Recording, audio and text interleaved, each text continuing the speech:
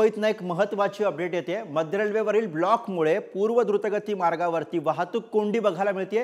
मुलुंड ते कांजूर मार्गावरती वाहनांच्या लांबच लांब रांगा आपल्याला दिसतात। तर मध्य रेल्वेवरच्या ब्लॉकमुळे पूर्व द्रुतगती मार्गावरती आपल्याला अशा पद्धतीने ट्रॅफिक जाम बघायला मिळते। मुलुंड ते कांजूर या दरम्यान आपल्याला वाहनाच्या लांबच लांब रांगा बघायला मिळतात। ही दृश्य आपण बघतो आणि याविषयी अधिक माहिती घेऊया। शिल्पा नरवडे आपले प्रतिनिधी आपल्याला अधिक माहिती देत आहेत। शिल्पा, मध्य रेल्वेच्या ब्लॉकमुळे प्रवाशांनी रस्ते मार्गाचा पर्याय स्वीकारलेला आहे आणि त्यामुळे हे चित्र आपल्याला आता दिसतंय।